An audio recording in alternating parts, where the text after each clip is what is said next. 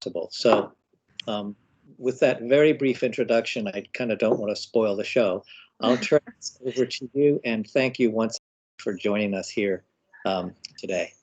Oh, thank you so much for the kind introduction and for the invitation, Bob. It's a real pleasure to be here with you all. I'm unfortunately only seeing all your initials, but I'm super pleased to meet you. So hello from Austin. And I'm going to jump right in, and I really hope that we have a chance in a few minutes to also chat a little bit and hear your thoughts and answer any questions that might pop up. And I'm going to share my screen here, and like I said, jump right in, and I hope you enjoy, and I look forward to visiting with you in a few minutes, okay?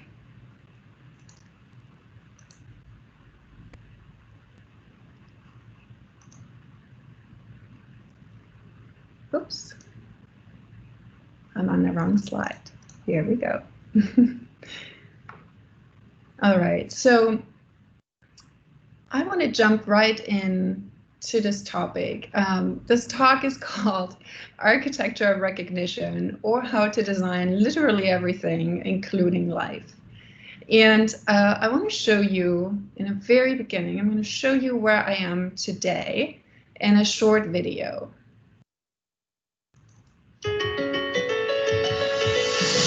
Building a great business is like creating a work of art. It starts with a vision and how it's defined, shaped, and revised until it's just right. Bringing that idea to life and overcoming the many challenges that may lie ahead requires careful planning and the willingness to evolve and adapt to ensure exact alignment of all resources. That's how a business moves forward to reach new levels, using the right tools at the right times and the precision to synchronize collective efforts to make the business even better, greater, impactful. It's about working and engaging with clients to align a collective passion with a core team, the right team, that knows and sees your vision. And when all the pieces come together, it's a powerful symbol that reflects your hard work and dedication, and the relentless pursuit of never settling for anything other than the best. That's what being greater is all about.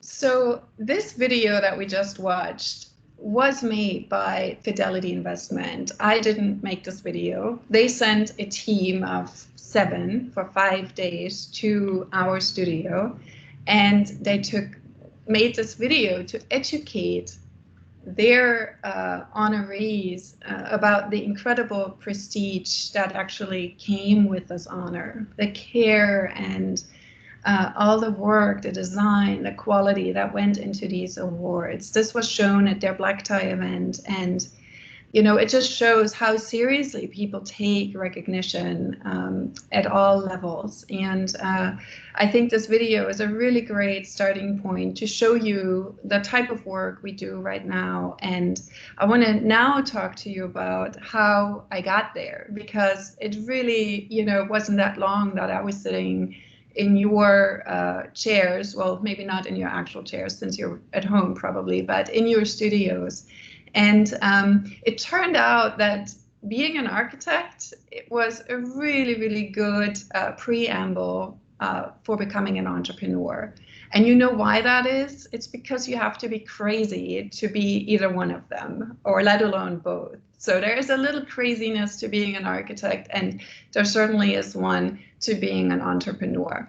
And so the truths aside, I want to show you today that the architecture study is a really, really great launching pad for anything you want to do, and that it really can enable you to design your entire life, in every aspect. And I want to inspire you today to recognize opportunities when they present themselves, to be brave enough to take them, and to believe that you have the stamina to see them through. This is really important. I think knowing that you can do anything you want is the basis of success. And today, I'm going to throw in some tidbits of things that I've learned along the way in these last 20 years. It's been almost 20 years since I graduated. I graduated in 2004, so 17 years. And I'll throw in some tidbits that were questions that I had as a student that I distinctly remember, and I want to share that with you. And hopefully this is helpful. So I'm going to show you a little bit of my student work that I did to show you the process that I developed during this time in school. This is a shout out to Bob Hudson. Hello, this was one of your projects on 𝗟𝗘𝗖𝗧𝗨𝗥𝗘 Island. And the next project was Dan Power's studio, the high-rise design. Many of you may have gone through this already. And you can see I started to develop a language of sketching, of model building. I was a big model builder and explored a lot through it. I love drawing by hand. You know, I realized like, oh, my mind works completely different when I actually sit down and draw sections by hand versus in the computer. And so I encourage you to use this time in school to develop your process. And you know, here you can see more in my thesis project. This was called Thinking of Walls, and Steve Cook was my thesis advisor, and I loved working on this project. It really helped me to develop my love for conceptual design and you know, research, and it also allowed me to explore making of things. You know, I went into the poetry of design and I started to assemble things. You can see here, this was a pretty big section model, actually. I think it was 3 feet by 3 feet or so. And, you know, I loved discovering new hardware and materials. And it was just a really great time for experimentation and learning. And I really, really want to encourage you to try to follow your kind of these little inklings and instincts that come up as you go through studio, and start to lean into those as you have more time in your thesis and final projects. And you know, one of the things that really school should do is to help you understand what makes your heart sing. And what that really means is just start taking note of things that make you feel good, and start taking note of things that make you not feel good. And you know, what you enjoy and what you don't. And this is so important. I wish somebody had said that to me. You know, I always thought I just had to push through things, and you know, we do to some extent, but there is a real choice in life and in everything we do. And our soul knows. You know, this is the thing, like our soul knows, and it's really our journey through life to kind of get in tune with our soul and understand and listen to it. And I would like to encourage you to try to establish some sort of meditation practice, if you can, to start listening. What meditating is just finding a way to listen to your own voice, that inner voice.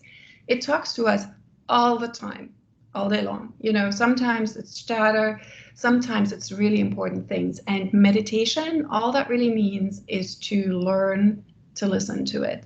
Let the chatter pass and get to the real meat. And, you know, it's so important because when you do things that you do not enjoy, you know, that voice whispers. And if you keep doing things that you don't enjoy, it gets louder and it gets louder. And then at some point, you know, you can't deny it anymore. And usually you could have made a choice before then. And so use this time in school to kind of start tuning into yourself and start to listen. And it's a real journey, you know. Sometimes there's this question, what would you tell your 20-year-old self, you know, if you could, going back? And the thing is, well, really nothing, because that's the job of life, is to go through these stages and to figure it out. But I think learning the processes is a really good thing. So there is nothing I should, as a 40-year-old or 45-year-old woman, should tell my 20-year-old self, because, you know, could have not known that, and it doesn't make sense. That's what life is for, to go through this exploration and the study. And so when I graduated in 2004, I went off to Sarasota, Florida, and I worked with 𝗟𝗧𝗧𝗪𝗧. And I worked on this particular house a lot. It was in St. Martin, and I've tried to figure out, like, is this what I want to do? And I ended up actually moving to Austin, Texas in 2006. The company 𝗟𝗬𝘬𝘀𝗧𝗪𝗧𝗪𝗧, and we worked on big projects all over town. And Austin was already then a really progressive and fast growing city.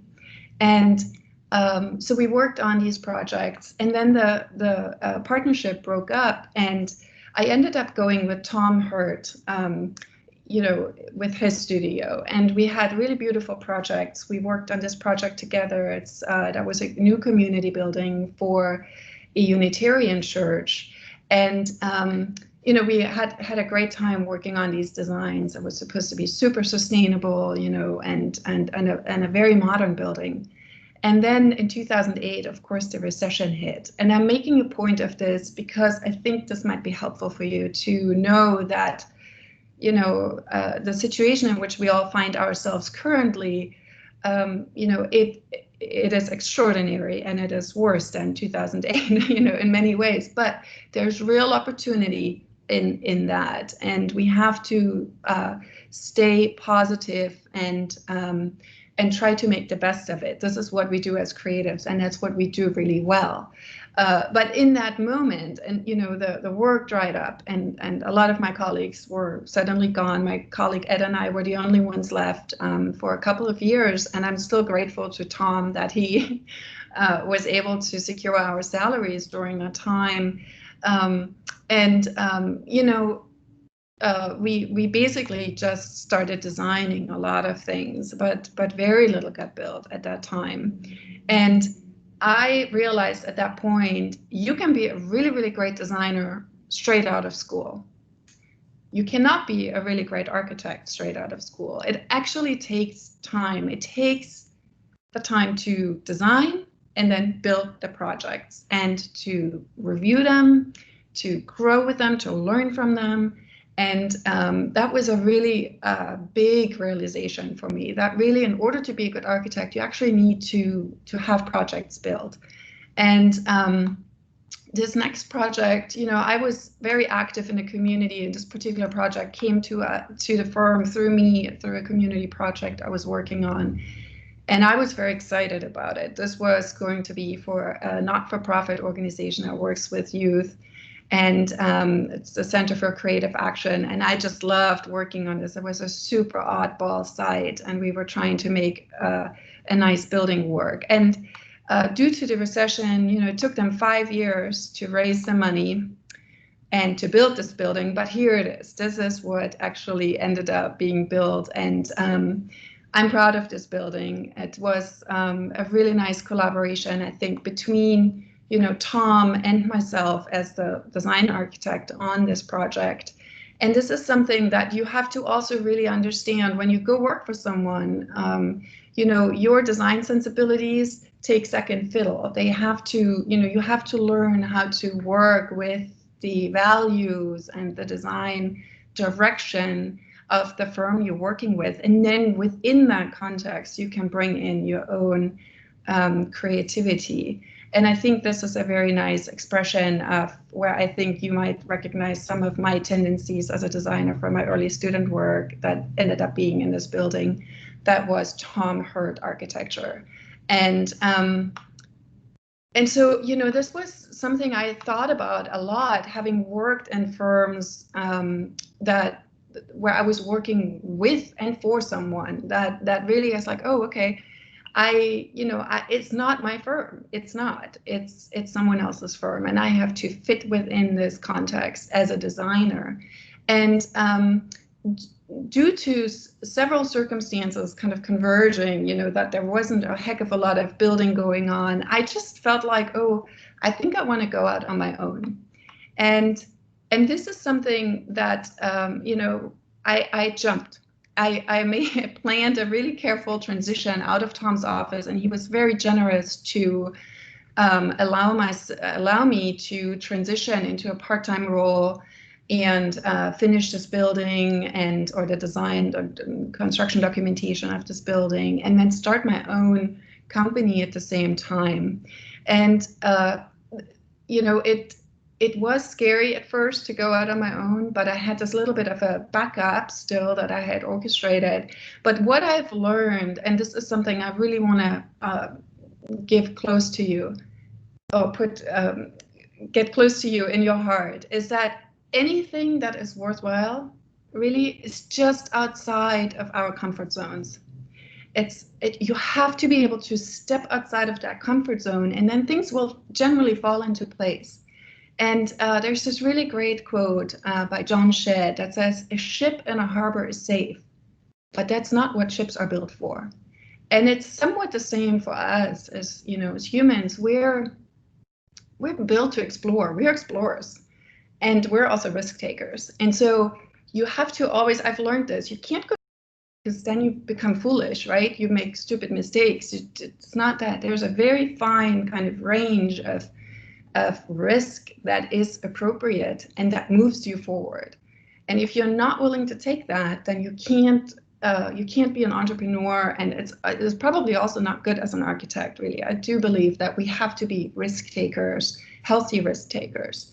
And so "jump and a net will appear" is one of my favorite kind of quotes. And when you do that, you have to be, this was something I'd learned, you know, in those years working for someone. You have to be intentional what you want to be known for. And the reason is that the work you do perpetuates. The work you start doing, you get more of. And I had seen that, and that was so critical for me to just be very clear. You know, even when money was tight in the beginning, you know, I would get projects or interest, would you like to work on this project? And I had to really analyze it. I'm like, is this what I want to be known for? And I said no to several things where I was like, no, it's not the right thing. And this particular project was my first project on my own, and I'm proud of it. You know, this is a small, it's a little sculptural piece, really. It's the Hyde Park Pavilion, and also serves as a carport. And it's here in Austin. And I got to just really play with this. I had an awesome client who just trusted me and said, just do whatever you want to do. These are my requirements, and this is what, you know, the rest is all in your hands. And, you know, I got to explore structure as architecture and transitions of, you know, the building to the sky, and also how the building meets the ground. You know, you can see here on the right-hand side in that photo, that column is like 1.5 inches. That holds the structure. You know, I had a super awesome structural engineer who was willing to go there with me and to design this crazy truss. And you know, I was able to play with this, and I loved working on this project. It was challenging, you know, but I also really, I look at it today still, and I feel very happy about it. And you know, you can see me on site during construction, and I'm clearly working on wearing all my architecture gear. Not at all, but you can see this project here once more with my client, who just, you know, was wonderful to work with. And this is another tidbit that I want to bestow upon you. It's that your clients are all around you, always. And, you know, they're your friends, they're your neighbors.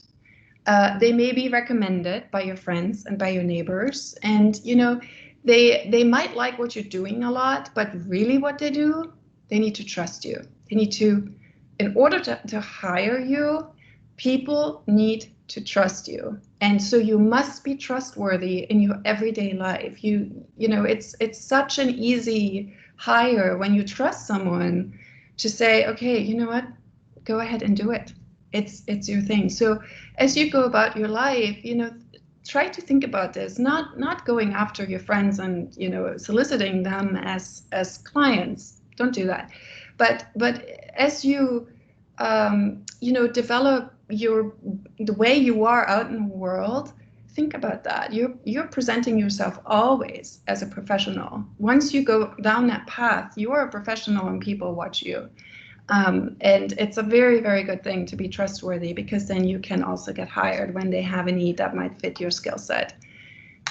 And piping back to this idea earlier, you will always do more of what you're already doing.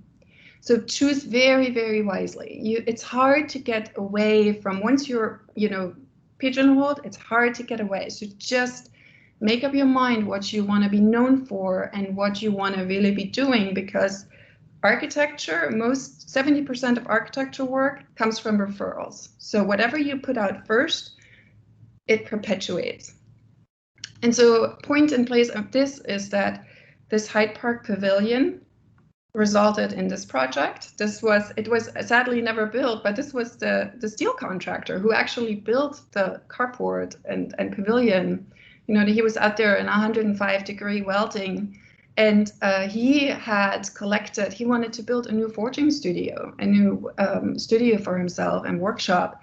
And he hired me to do this. He had collected all these structural insulated panels already, and he had a lot of material that he had already collected, and it was my job to compose them into an interesting structure.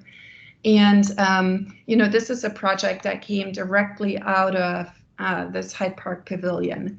A second project that came straight out of that was this project. So I got approached by a couple from Houston, Texas, and they saw the Hyde Park Pavilion somewhere published, and they said, "Would you build us a carport?" And I did my check. I was like, do I want to be known for this? And I looked at it and I was like, well, gosh, I really, really like what they're showing me. They had awesome precedent. They clearly had good taste, and they understood architecture. But I looked at this front porch and I was like, oh God, no. I don't want to be associated with this particular structure. It was a remodel that had just taken place. They had purchased this home as it is. And, I could not see my kind of architecture next to this thing. And so I said, look, I really want to work with you. I think you're great clients based on what you're showing me. But I think we need to redesign the entire sequence of how we're approaching. It's not just carport. This is how you enter your home. And I invited one of my good friends and colleagues, Mel Lawrence, FAIA, to join me in this project, and I'll show you what we did with this house. This is a new design for this particular house. So yes, we built a carport, but we also pulled off that old front porch and created an entirely new entry porch. And the project then extended into landscape, and you can see here water elements. We had a landscape designer on board, and the clients were just wonderful to work with. So good. And sadly, they ended up moving to New York and had to abandon the project after it was designed. But I still very much appreciated this collaboration and working with these clients. And so during this work that I was doing as an architect, what I really started to learn and learn more about myself as I was listening in was like, I love these architectural materials. I really, I love the variety of shapes. I love the variety of, textures, what you can do with it, how smooth you can get something. And I was just really enthralled with it. And I loved wood too. I'd worked on several projects that had really awesome, craftsmen that did beautiful woodwork. And I realized also how important the craftsmanship is to any good project. And, it was just a kind of progression really for me to start paying more attention to these materials and what one could do with it. And, at some point over the years, there was actually, when I was a student at SACD, there was a design competition to design a new award for 𝗟𝗚𝗙𝗢𝗡. And it was the first time that I thought about, what does it mean to honor someone, right? What does that even mean? And I always thought that, when we're honoring architects, well, clearly we should be using materials that architects use. So I submitted a design for that, and that was like in 2002, I believe. And I never forgot about that. And, you know, over the years then I observed this, you know, I observed two things. One is people generally give a lot of themselves to their work. They really, really want to do well, and they extend themselves to work. And then I had also observed a problem, this undeniable air of embarrassment around recognition awards. You know, you can see this here. It just, I was like, why, what is going on here? Why is such an important topic being treated so, you know, it's banal. It's not even, you know, it didn't feel serious to me. It didn't feel appropriate to me. And so I felt like at some point I was like, man, gosh, there is a problem.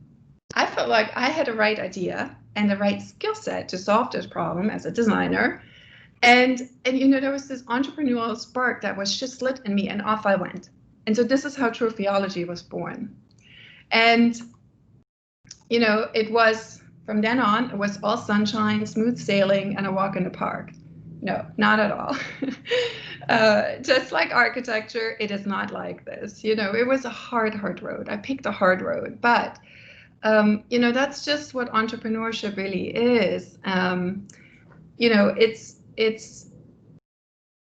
if you have that belief and if you have that drive in you, there's really no option not to go for it.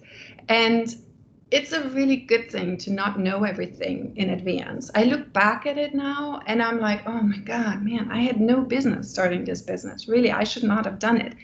But there was something in me that was like, no, I really need to do this.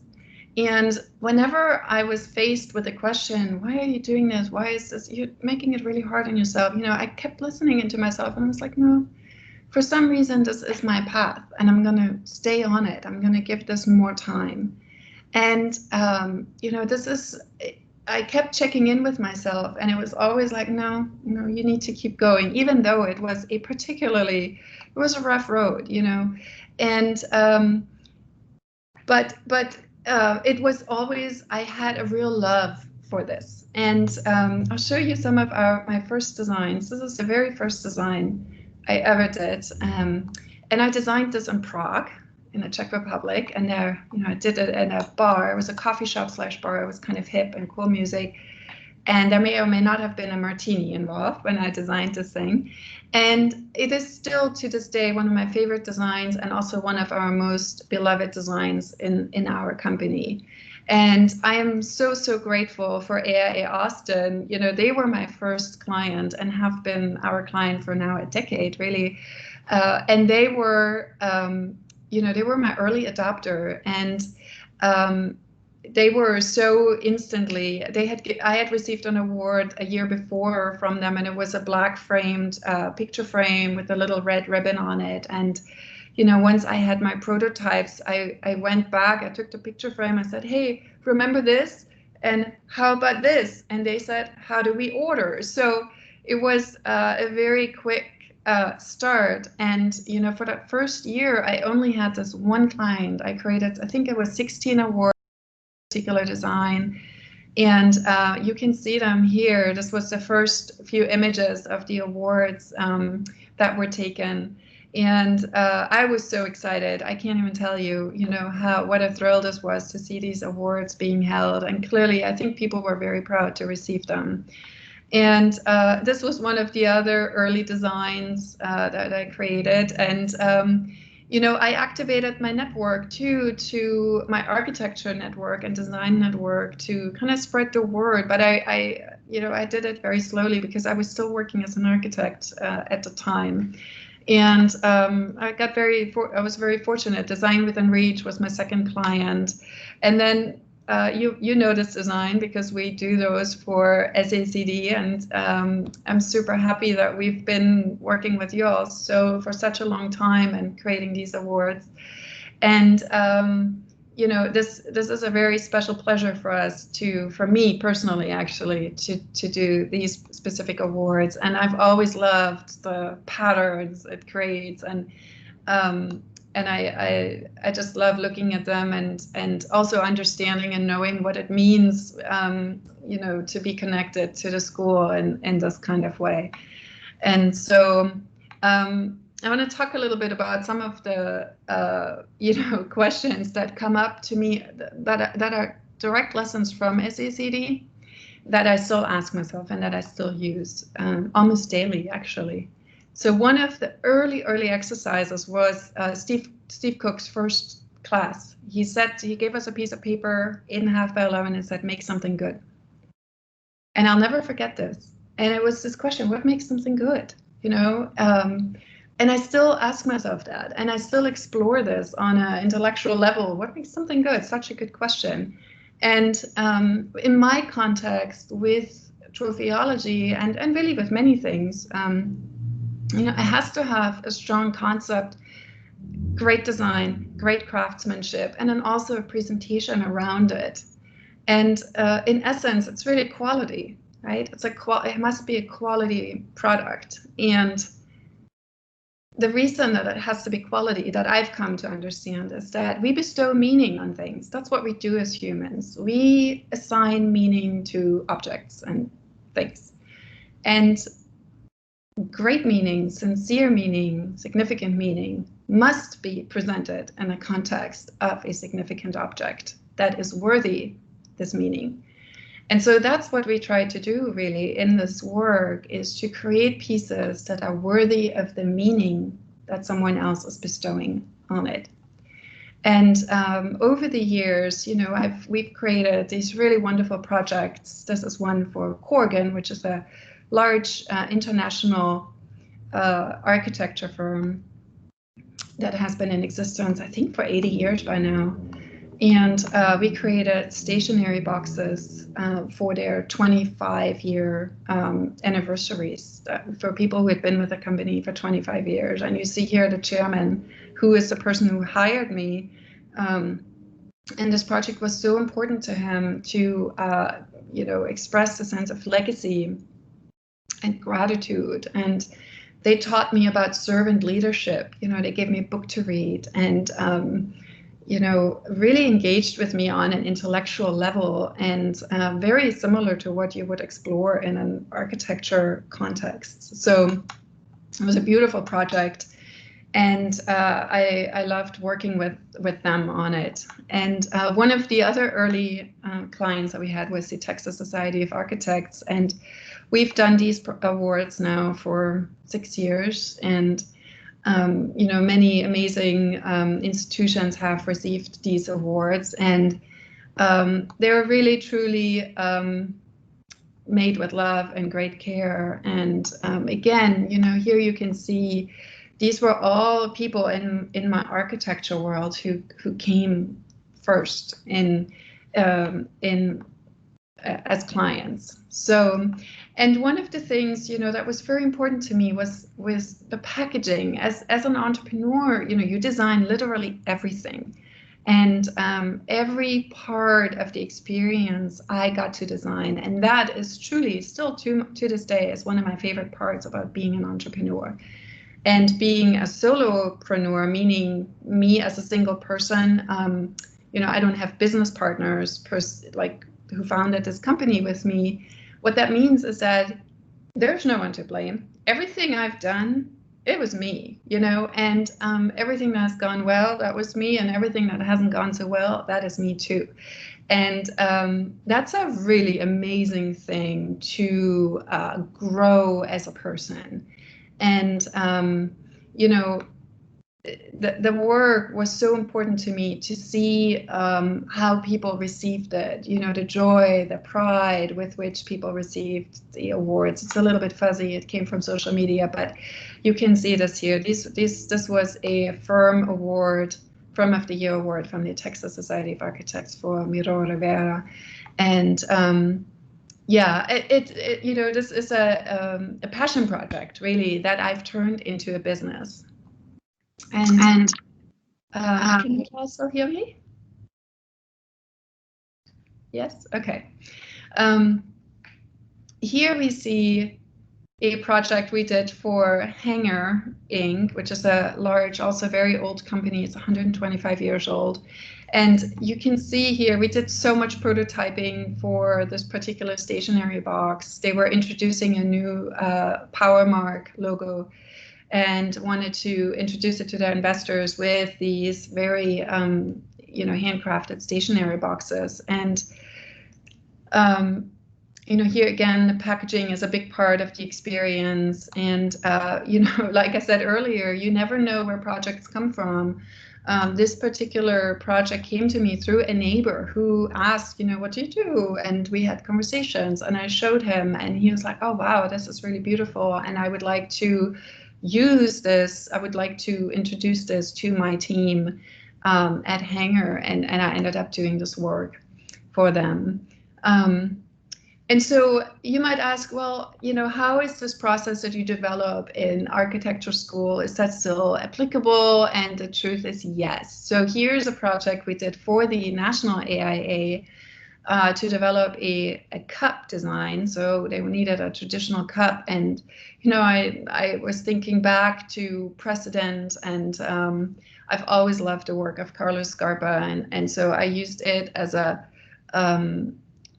starting point for this particular project. And you can see, this is miniature architecture really. And then here you can see how we actually fabricated it. It was very different than I thought we might fabricate it, but I worked with, awesome craftsmen who had ideas about how it could be best fabricated. And you can see these big chunks of wood. This is walnut, and this comes out of a 16-quarter slab of walnut. It's a beautiful piece. And here you can see Philip, who did the work, in the workshop. And then you can see the piece actually turns out just like that, like the rendering. And here you can see the larger version, and then we made accompanying pieces that would go to the honorees themselves. And, I showed you this video in the beginning. I also want to show you the initial renderings that we did for Fidelity. And Fidelity is a really, really great project to tell you how I leveraged my architecture background and my experience working on large architecture projects to leverage that to, get these jobs that were high dollar value for awards. So they approached me and said, we would like these very special pieces, and we like what you do, and we would like you to custom design this.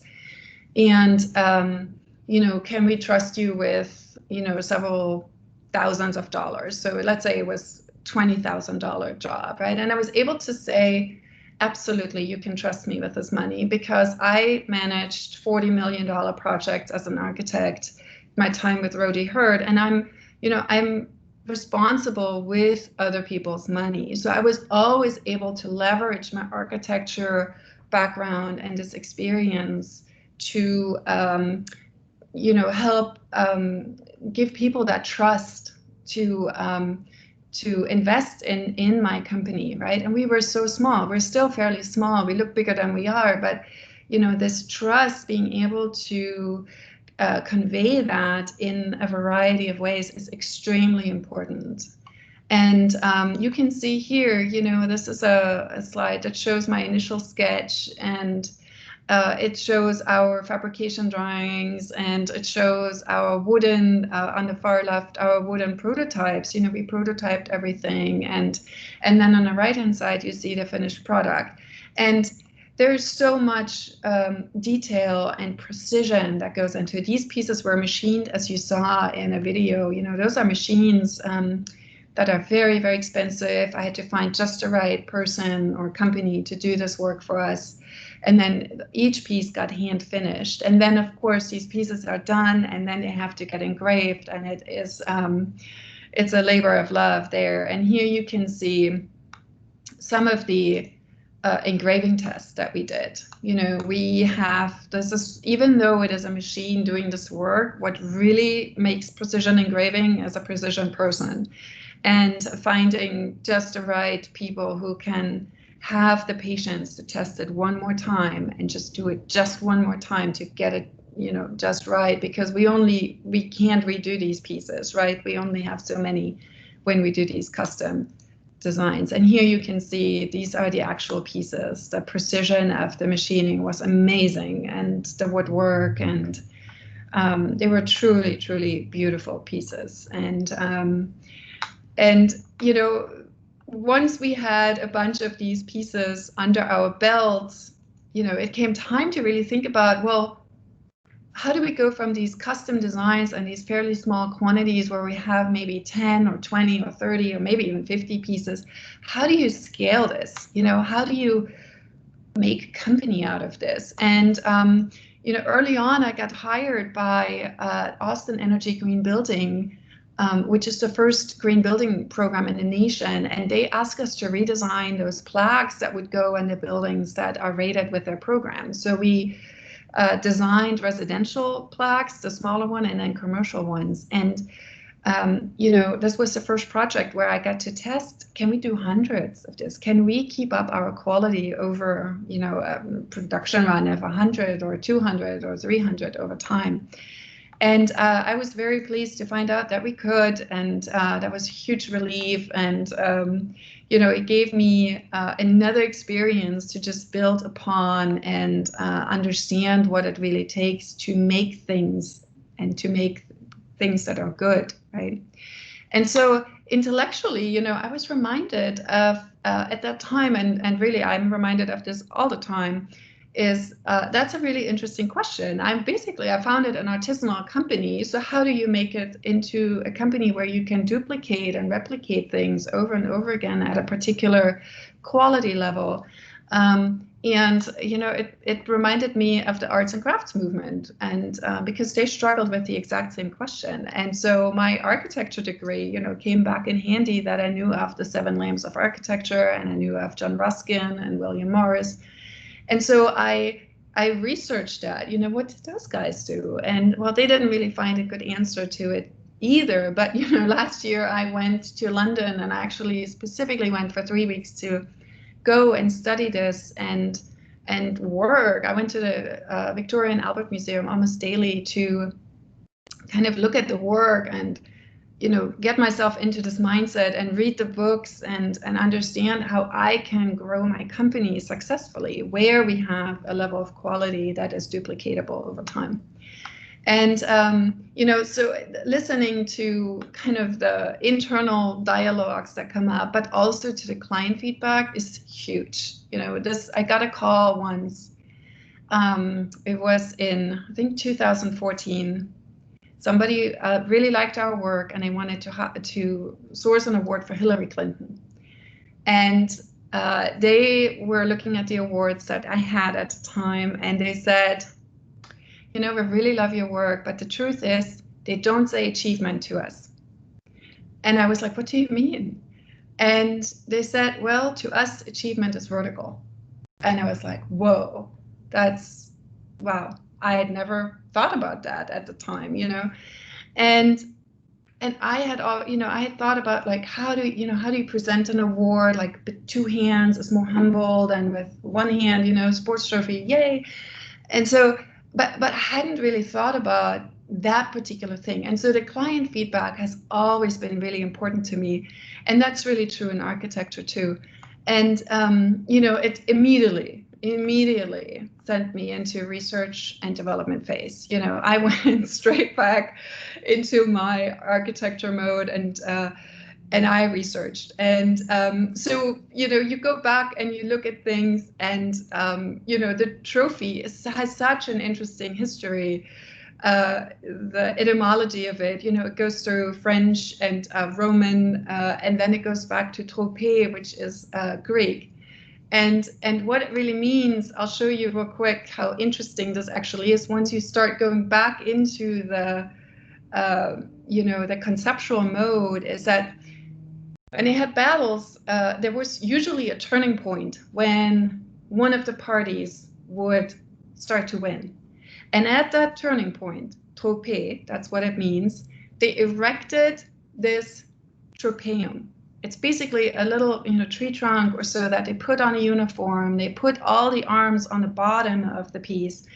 And that was where they marked the turning point in the battle. And this is where trophy comes from. And this is like a good architecture project. You look into precedent, you look into history. And as I was following this trail, I come across the Romans. So they were like, well, the trophy, trophy in the battleground is fine, but how about we bring it to the city where we can actually really have bang for our buck? So they built this first Tropaeum near Rome, which is a monument that shows prestige and can get votes and has a real purpose in a city-state. And they carved it similar to this, and this is of course the column of Trajan in Rome. But these are victory columns, these are victory monuments, as you can see here. They tell the story of the battle, and those are trophies. So you have actually traveled a bunch of times, probably in your life, to see a trophy or two. And, it wasn't just the Greek and the Romans, it was also the Egyptians who built trophies. They were really, really into obelisks, as you can see here. They usually were erected in pairs and always to honor the sun god Ra. And I find this next slide incredibly revealing. These were rare pieces that were carved in full out of a quarry. And it was made out of pink or red granite. And then they moved these pieces, God knows how, to their sites from the quarries. And it is a trophy, really is a rare piece. And because it is such, Westerners were quite interested in them and pursued to move them. So these, several of the obelisks from Egypt, they're also dubbed Cleopatra's Needle, were moved to European grounds, and also one lives in the United States. And I'll show you, you've seen these for sure. So one is in the Place de la Concorde in Paris. One is on the Thames River in London. And one is right in Central Park in New York. And so you can see that there's a fascination with these vertical objects that have been around, for a very, very long time. And even in the United States, we have a very prominent one right here. It's the Washington Monument, which was the tallest building in the world for a very long time. And we've as humans, we've marked achievement in very particular shapes and forms. And the pyramids of Giza are a very particular and important aspect of that. And we've duplicated it in modern times, the Louvre pyramid, the IMP, beautiful, beautiful expressions of human achievement in their own right. And, we can also look into other expressions of it. This next slide here, you might think this is an early rendering of New York City. It is not. This is actually Bologna in Italy, small city, in which, medieval merchants built these towers to express their achievements. So these were trophies to themselves, and they built a lot of them. There are reports that there are at least 80 that were built. Most estimate between 80 and 120, but there may have been more, and they were staggeringly tall. Just look at the size of scale, between the buildings. And many of them had to be taken down, actually, due to safety concerns.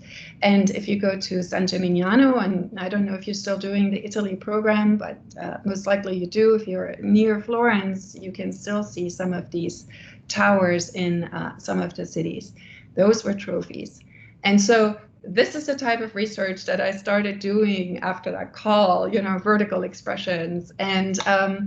And I designed my first collection that had a series of trophies together to acknowledge the various shapes and forms of human achievement that I had researched. And you can see it here in different material.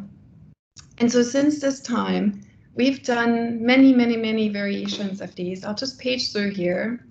And, Herman Miller came on board as one of our clients, I think maybe 4 or 5 years ago, and we've been making awards for them ever since. Cool brands need cool trophies, right? Cool trophies for cool brands. We do a lot of work with Facebook and LinkedIn and companies of this nature. And our clients really differentiate themselves as brand-oriented clients. They understand the value of design. And I always put that forward, that look, we're a design company that happens to work in the realm of trophies. And people ask for colors, for their brand colors, and I've maintained this for 10 years now, that's not what we do. That we want to work in a realm of sculpture, and in architecture, you sometimes have to speak up for yourself in that kind of way as well, and it works. I can tell you it works. If I explain it to people that, look, we want to be in the sculptural realm versus in the promotional product realm, and people are much more likely to display a piece that looks like a sculpture versus a promotional product that's all colorful and jazzy, And people are like, okay, great, let's move on. So here you can see, the companies that receive our awards, and NFL, Burberry, and Sony, and the National Geographic, and it's a real, it's a fun process to work with these clients and help them honor their best in style. And one of the challenges that we've, I think, successfully have mastered is, or in the process of mastering, I should say. It is an ongoing process, but I'm proud of our team, is to operationalize excellence. And this is something that you have to do regardless what you do. You have to find people who can help you bring your vision to life. And that just really requires that aspect, that you have to figure out how to convey your ideals and teach and train people how to get there, how to do this work. And so, these pieces they take an incredible amount of precision work and care, and there's a particular way of how to peel the tape, and we have studied the paint for really a decade and developed processes to refine this. And so we're so proud when we get to see these pieces. We're really proud of the work, and we try to convey this, through everything, including the packaging. We've developed custom packaging, and we've always had great packaging, but it has taken, this COVID crisis for people to actually appreciate it, because now we're sending these awards to honorees directly, and they actually get to see it. So, one of the things too that's very, very important is, why does it even all matter, right? We want to do meaningful work, and why does recognition matter? And this is something I really love a lot, and that we think about, even as a team, we talk about this a lot. Recognition is a basic human need. We all have it. It is a huge motivator for people. And I'll show this to you on the Maslow hierarchy of needs. Once you have your first two levels met, the next three levels all relate to recognition. And that's significant. This is really, really important to understand. Recognition, or lack thereof, is the number one reason why people might actually leave work. 79% of people who leave a workplace say so because it was lack of recognition. And you can see here, for love and belonging, we must feel appreciated and recognized by a group to which we want to belong. It's actually a requirement. And esteem and recognition, I think this is also very, very important, especially early in our careers, is that we do need the feedback of other people. We do need the acknowledgement that, what we're doing is like in the right direction, or it's interesting, or, it's valuable. I'm sorry, I have some sort of timer here on it. But this is very important, and I believe it's very important in the early stages of the career, because it can jumpstart someone's confidence level in a significant way if they get encouraged with recognition. And lastly, self-actualization and mentorship, it occurs once we have achieved recognition for a while. We're saturated with it.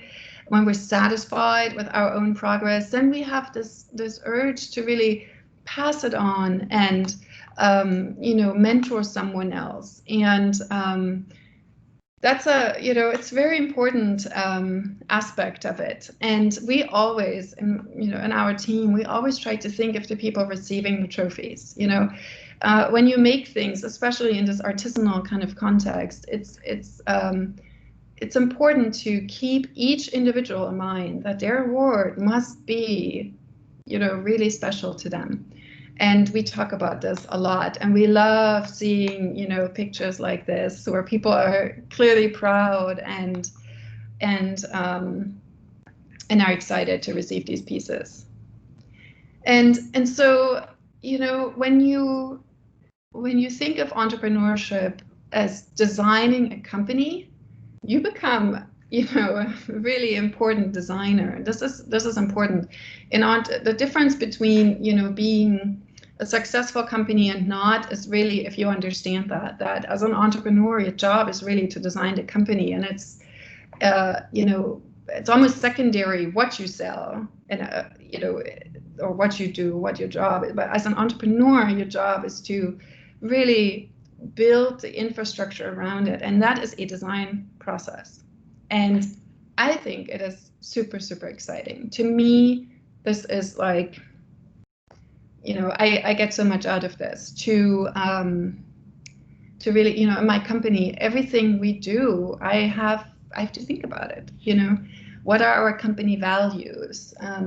You know, how do we want to treat the team? What's important to the team? What is important to our clients? How can we do this? All of that is in essence one giant design process. And in addition to it, it's also, you know, when you are an entrepreneur, you're also really designing your life, because now you have a choice. You know, how many hours per day do I want to work?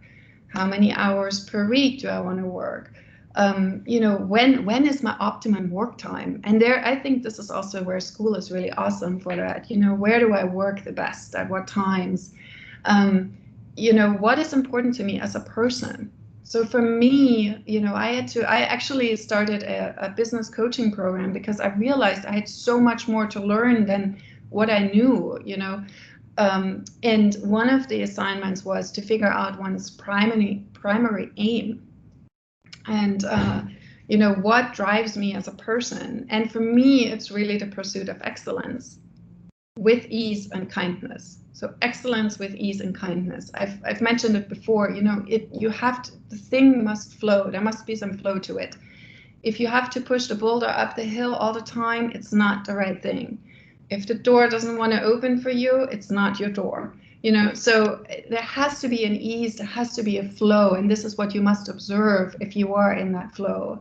And then, of course, kindness, you know, that's important to me, to be able to, you know, look at myself in the mirror and like how I do things in this pursuit of excellence. And so, you know, these kinds of exercises are extremely helpful in designing your life, and you have all the power. And as an architecture student, you have, you know, such an awesome base to really do whatever you want to do. You're learning the stamina, you're learning the persistence, you're learning the curiosity. This is huge. You know, you're learning the respect for materials, the honesty, and you're really learning hard work, you know, in your years at the school. And so I want to encourage you to, you know, really enjoy this time as much as you can, and tune in and just hear your soul talk to you. And I would love to hear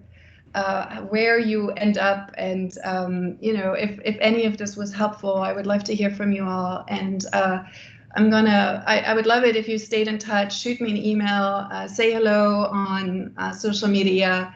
And I'm going to close out of here, and I'm going to be happy to answer any questions that you may have.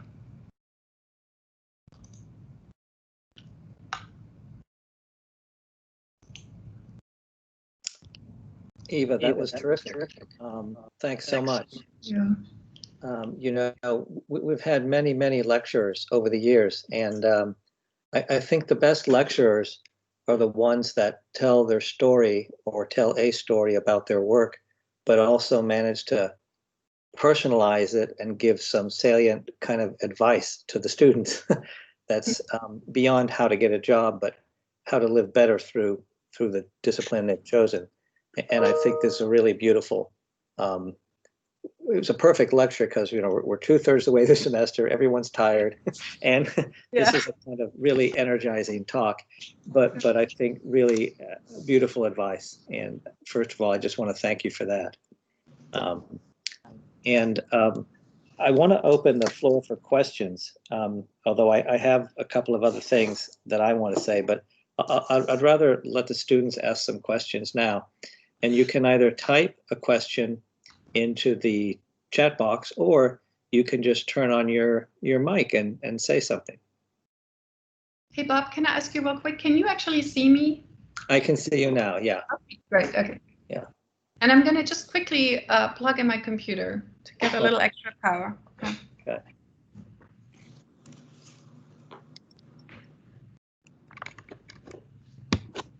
Okay. Okay, so again, you know, feel free to turn on your camera and your mic and ask Eva a couple of questions.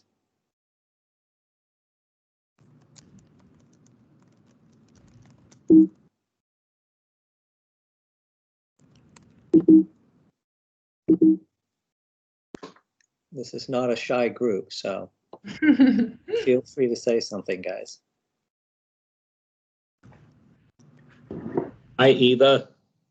Hi. It's Robert Hudson. Oh my God, Mr. Hudson. I'm speechless. You're so inspiring. I'm speechless. Ah, So good. Thank you very much. so it's so nice to hear incredible. from you. Just incredible. Thank I'm going to shut my mic off because my phone is ringing. Okay.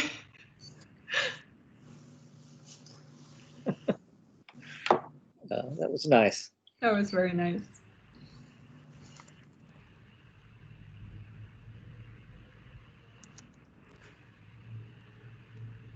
Nothing? It's very quiet. I know. What's going on, guys?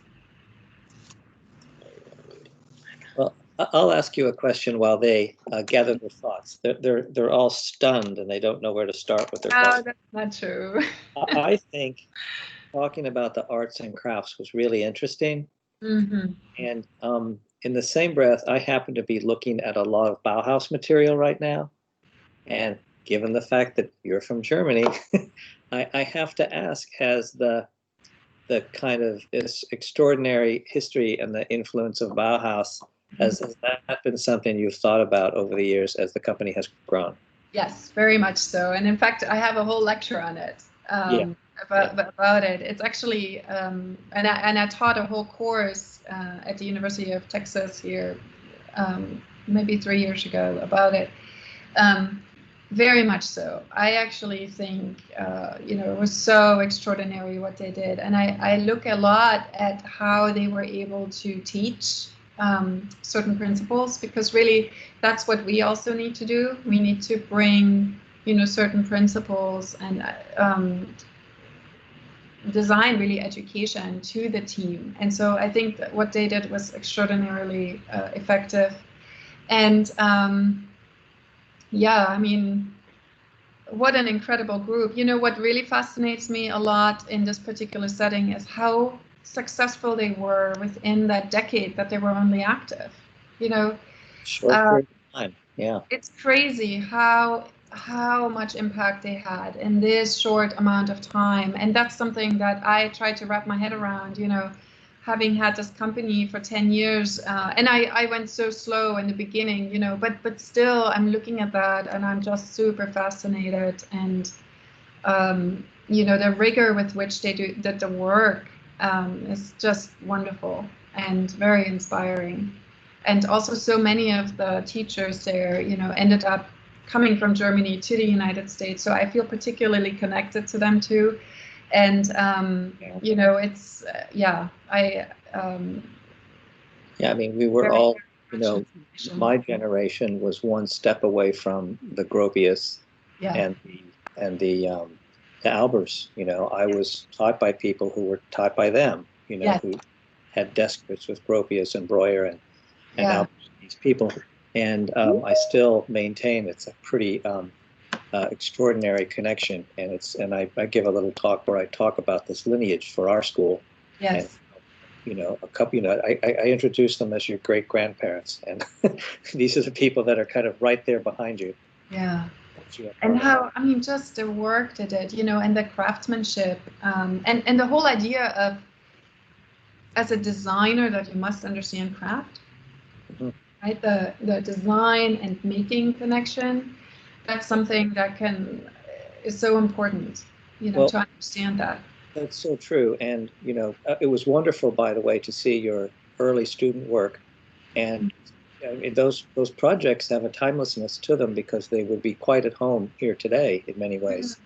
And I think it speaks to the kind of stability of some of the things we do here. We do them a little differently now, but still, you know, there's a familiarity to that work in the best sense of the word. We have a question from Isaiah. He's asking, what was your favorite part of architecture school? And also, what was your least favorite? You don't have to name names, though. No, of course not. I would never. No. And it really isn't. That's also not how I think about it, really, because each person really teaches you something, right? And I've come to also understand that, and this might be important to hear in this context. We learn in different ways, and sometimes a more difficult relationship can teach us very much, right? So, but my favorite part in architecture school is hands down the model making, and I love the early assignments that dealt with the poetry and you know, those I forgot what it was, a core design courses. Yeah, I love those so much, and I just really enjoyed making things with my hands, and I loved understanding how differently I think when I make things, you know, and it's still true today. My least favorite part about architecture school was that I never felt like we had enough time to really, you know, felt always rushed a little bit for me, and that is something I don't like as much, even in my day-to-day life now. I try to avoid that part. And being my own boss, you know, if I'm rushed, it's my bad.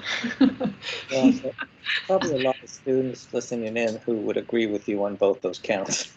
You know, I was thinking also, when you talk about craft, the thing that struck me when I came here in 2009 was the sense of craft.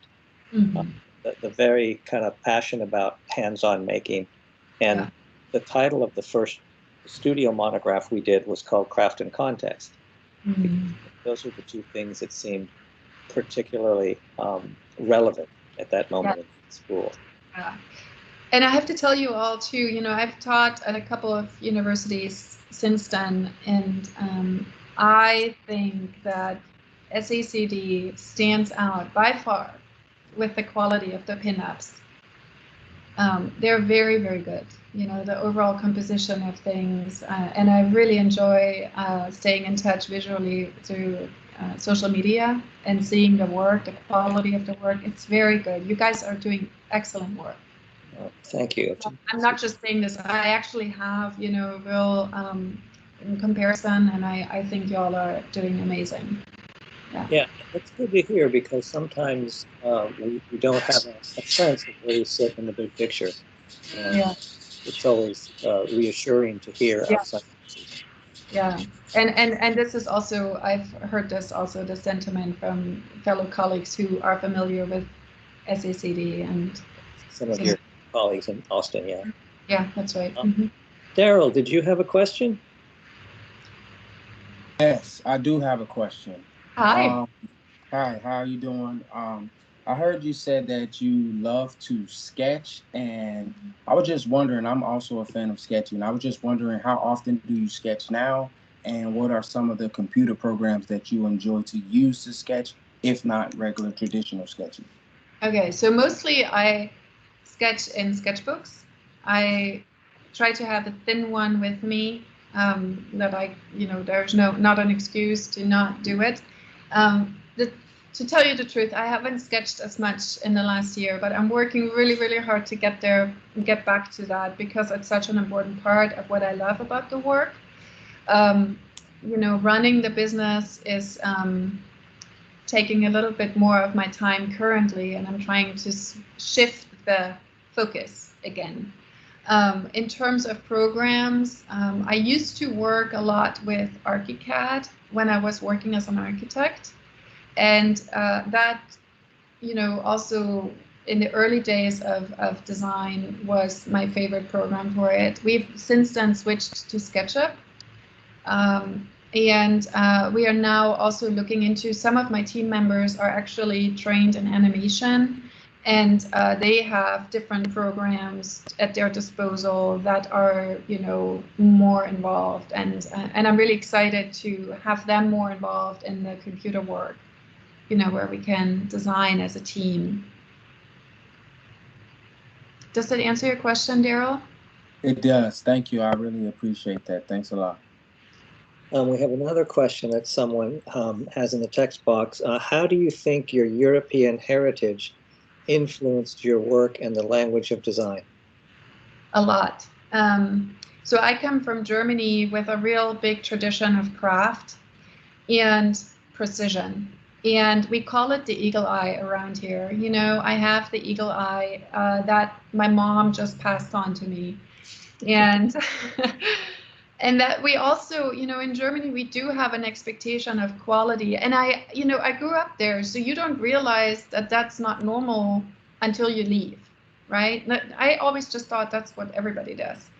And it came as a great surprise to me that that's not the case. And but I grew up with this real understanding of doing it right, and doing it right the first time too. This is another thing that my mom actually, she was such a handy person, and she and craft, she taught me all kinds of needlecraft and sewing and all of this good stuff. And she would always teach me, you have to prepare well before you start. And we still do this here in the studio. I think about her all the time, like, oh, what would my mom do, and then just generally, I think this sense of quality with which I grew up is strong. And then also, once the Berlin Wall came down, I was 16 at the time. And I finished high school, I moved to Berlin, and then I traveled for several years through Europe, and I had an opportunity to go into a lot of, fine fashion houses and learn what good design means and what makes something good. I didn't understand the language at the time. It was intuitive understanding, that when I see good stitching on a garment, I know it, and so, also just being in those cities, you understand the impact quality has, right? And like Europe, the tradition that Europe has is one of its greatest assets. It's also the thing that holds it back in comparison to the United States, for instance. The United States is all about reinvention, new, okay, we're starting a new phase, we're redoing it. And that's the brilliance of the United States. But what comes with it is that you don't have this breadth of tradition. You go through our cities and it's not like Europe, and it can't be, because it's a completely different worldview. And so, I walk now, I've lived pretty much half of my life in Europe and half of my life in the United States. And I walk this line between the two cultures now. I'm, firmly in the middle. I appreciate both aspects of it. Yeah. Does that answer your question? I'm sure it does. That one was a text box question. Another question: have you ever had a project that was a product of your spare time and didn't have time to be built for a client?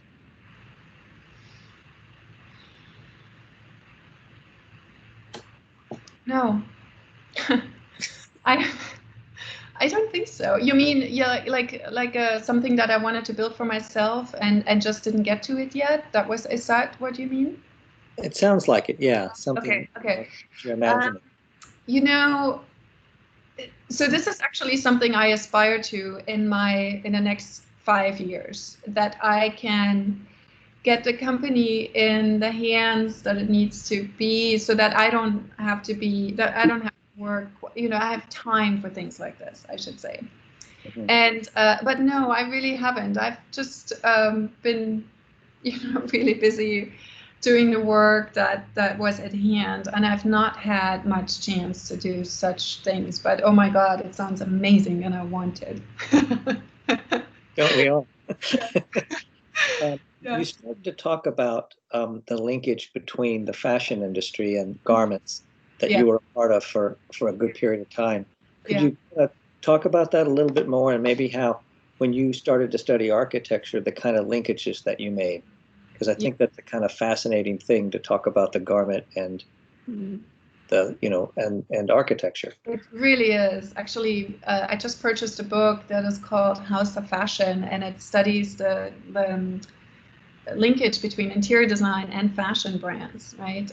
They're so closely linked and have been for a long time. So, everything is really, everything has been designed by someone, right? Everything. And fashion just tends to be something that we all can relate to in a really practical way.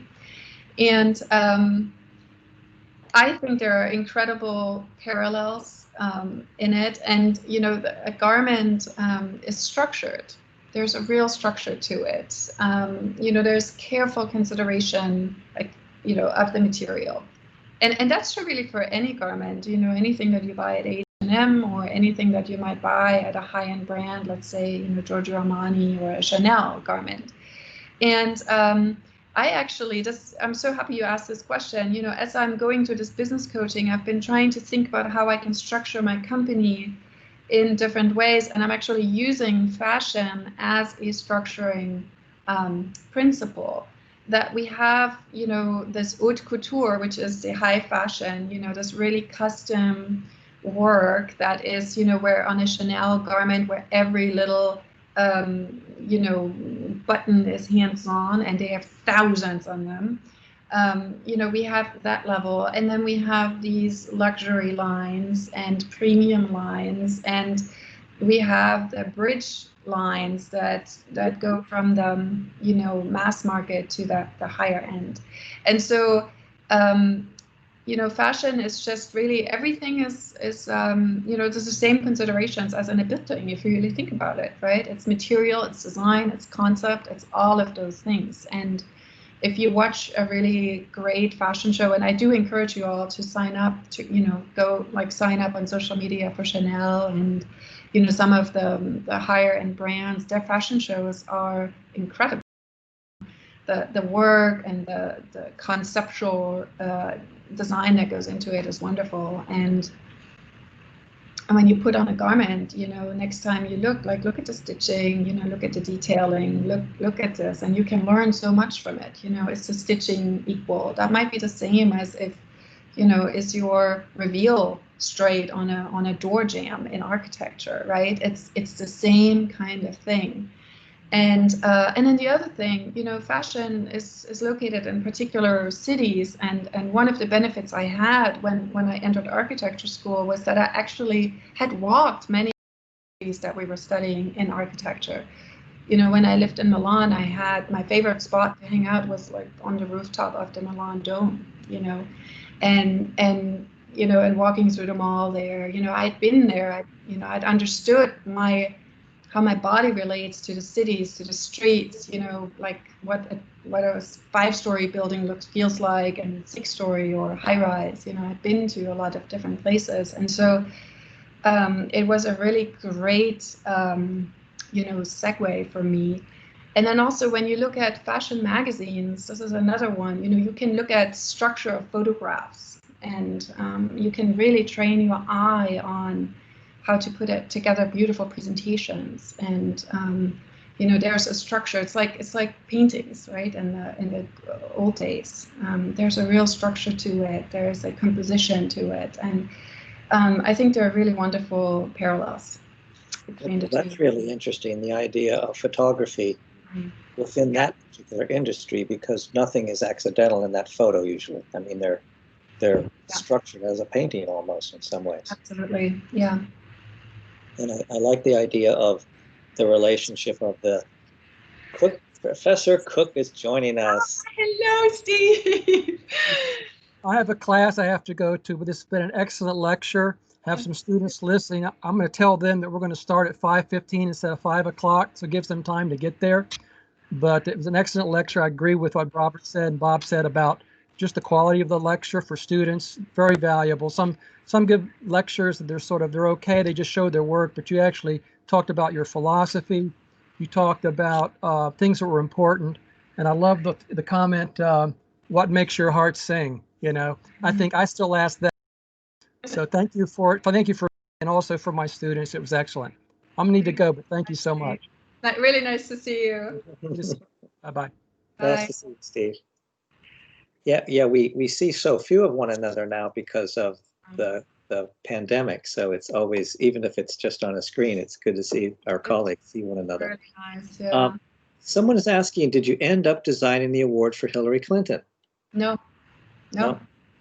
I lost a job because it wasn't vertical, and this is something, I didn't, and it stung. I was bummed about it, I was like, whoa, wow. And but it was such a strong comment to me, that jolted me. And in an ideal world, you have all the research done before you start a business, but that's not really how it works.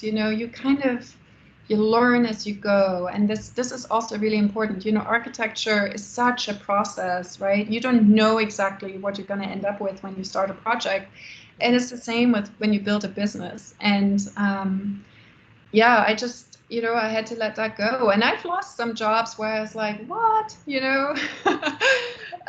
but there's a reason, and I've always tried to be self-reflective on those moments and be like, okay, well, clearly,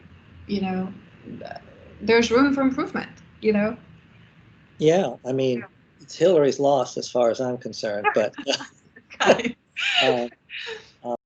one thing the students may not know, well, they know now because you showed one, but we do order a series of trophies, awards from you each year for 3 awards we as a faculty kind of invented several years ago for an outstanding alumni, outstanding young architect, and a kind of service awards for someone who has done special things for the school. And, we looked around to try to find something to give them. And there's nothing out there. I mean, we thought, well, should we make one? They said, well, we really want it to be a kind of professional thing. And then we realized we found you. And I don't know if one of the faculty knew this or what have you, but it was a really easy choice. I mean, and we're thrilled. And as you said, I like the fact we're giving them something beautiful. And it's not going to go in a drawer somewhere. It's going to be quite proudly displayed somewhere in their home or their office. And it's made all the sweeter by the fact that it's constructed, that it's built.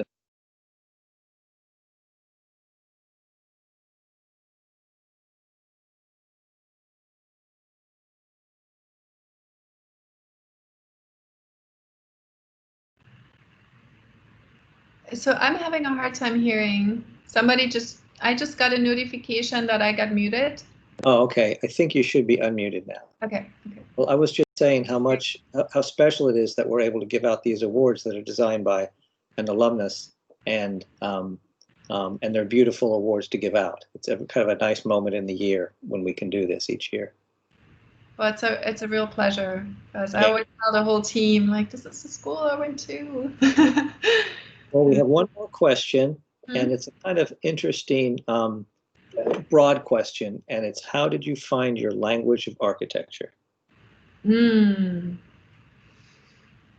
it just kind of flowed out of me as the answer. I did not know how to draw when I came to architecture school. I was actually surprised that I even, I didn't know that this was something I would be,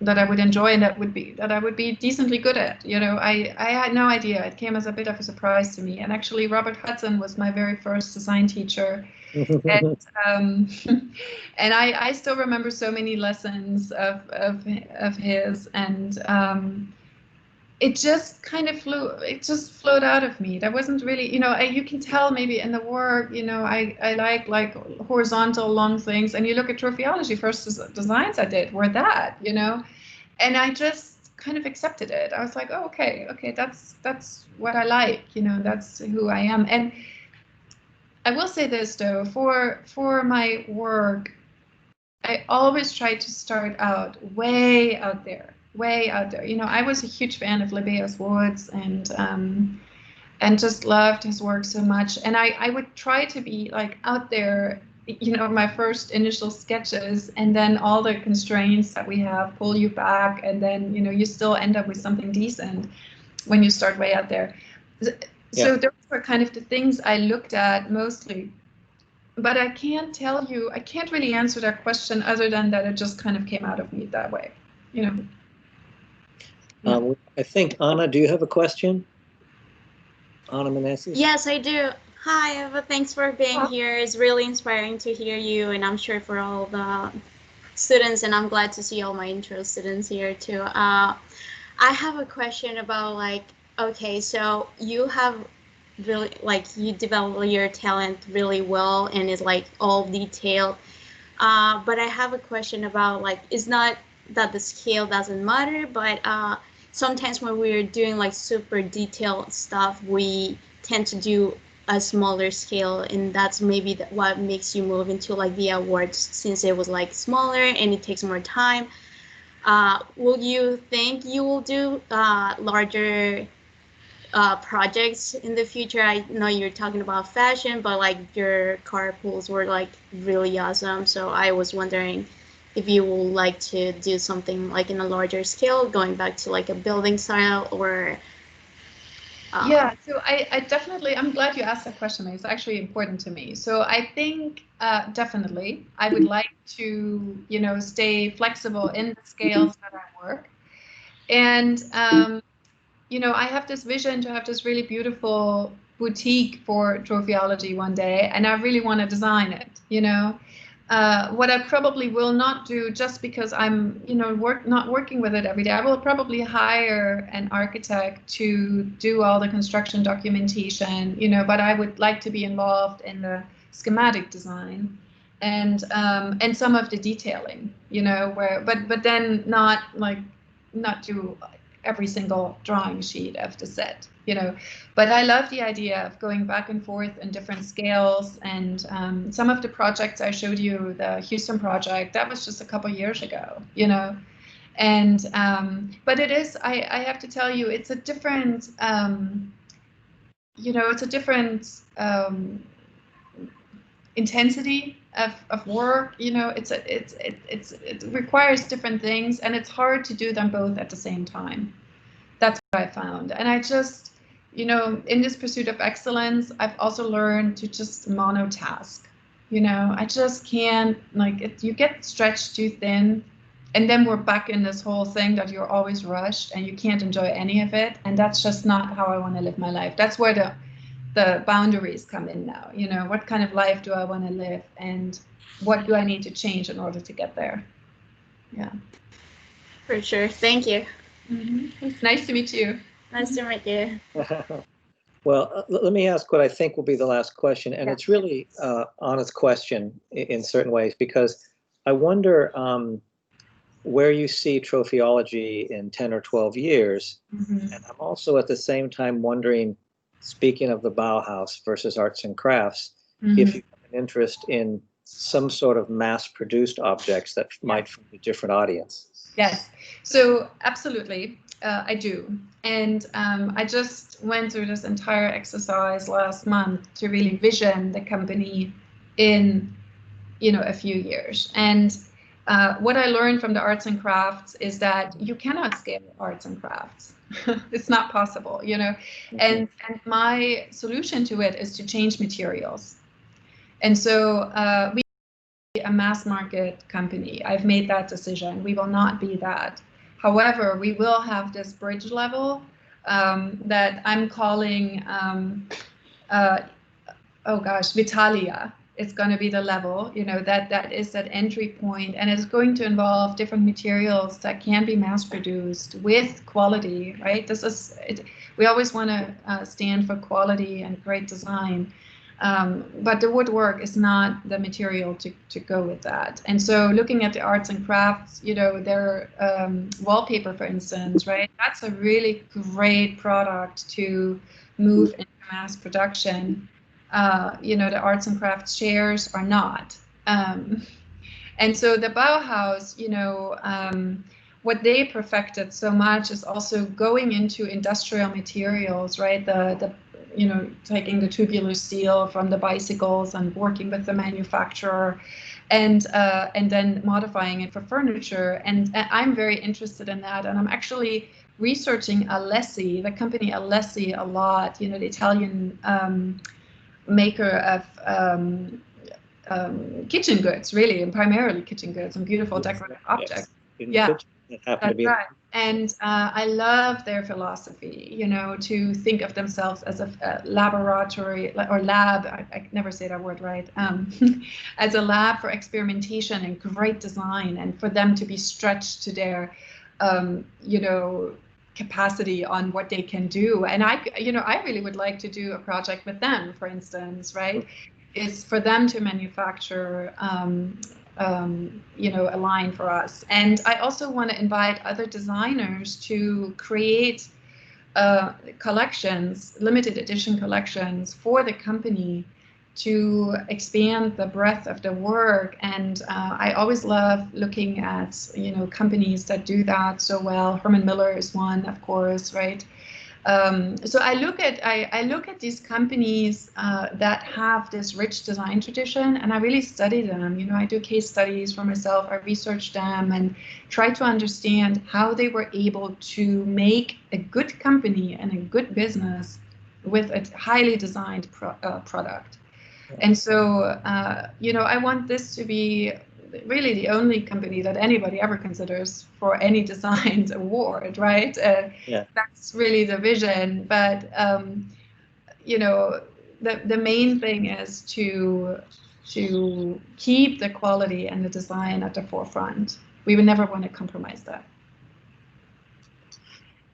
Well, when those objects of art and enter the sphere, we'll be sure and see them and buy them, and we'll be there for the opening of the boutique. Awesome. I'm excited. This was a wonderful conversation, followed by a truly excellent lecture. And Eva, I can't thank you enough for spending some time with us at a point in the semester that means a lot, and at a point in our history that means a lot. Yeah. So thanks for taking the time, and I hope we see you sooner than later. Yes, I would love that. And thank you all so much for your interest. And students, go kick some butt and just really make the best out of the situation. There's a lot of opportunity here, and you're becoming creatives, and this is the time to start applying the creativity in life. So thank you so much. Bye-bye. Thank you, Eva. Take care, and thank you all for participating in this great lecture. Great. Thank you, Eva. Bye-bye. Bye-bye.